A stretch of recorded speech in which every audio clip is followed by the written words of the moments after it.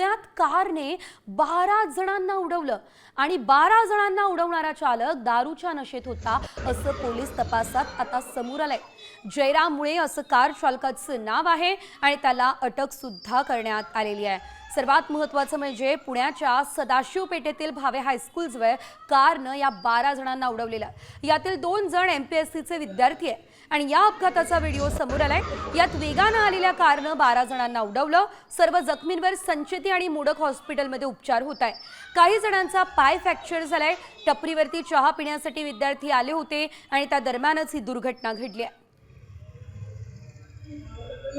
या संदर्भात अधिकचे अपडेट आमचे पुण्याचे प्रतिनिधी अक्षय बडवे यांच्याकडून घेऊयात। अक्षय, तब्बल 12 जणांना उडवलेलं आहे। सध्या त्यांच्या प्रकृती संदर्भात काय माहिती मिळते आणि चालक कुठे आहे?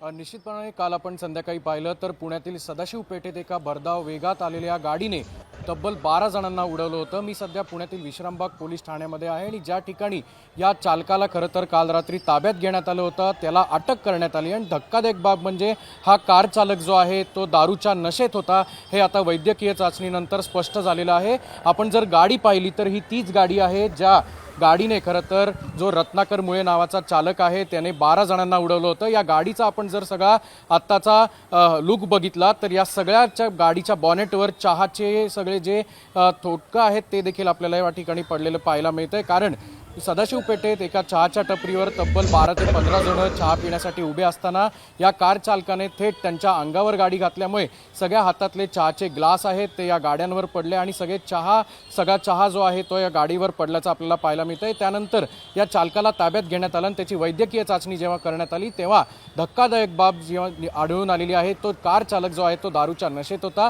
त्यामुळे त्याला विश्रामबाग पोलिसांनी अटक केलेली असून आज त्याला न्यायालयात हजर करण्यात येणार आहे। दरम्यान या अपघातात जे जखमी झालेले सगळे तरुण आहेत त्यातले 2 विद्यार्थी जे आहेत ते MPSC करणार आहेत आणि बाकीचे जे आहेत ते नोकरदार आहेत, त्यांची प्रकृती स्थिर असल्याचं समजतंय। मात्र हा चालक दारूच्या नशेत असल्याने अत्यंत वर्दळीच्या भागात हा आलाच कसा असा प्रश्न जो आहे तो देखील आता उपस्थित होताना पाहायला मिळतोय। त्यामुळे न्यायालय याला काय शिक्षा देतं हे पाहणं देखील आज महत्त्वाचं आहे। निश्चितच न्यायालयाच्या शिक्षेसंदर्भात देखील अपडेट तुमच्याकडून घेऊनच तुर्तास धन्यवाद दिलेले आहेत सर्व अपडेटसाठी। मात्र आपण पाहतोय चालकानं तब्बल 12 जणांना उडवलेलं आहे, तब्बल 12 जण। यामध्ये 2 जण MPSC परीक्षेची तयारी करत होते आणि आता ते परीक्षेला सुद्धा मुकू शकतात। महत्त्वाचं म्हणजे हा चालक मद्यधुंद होता, तो सध्या पोलिसांच्या ताब्यात आहे।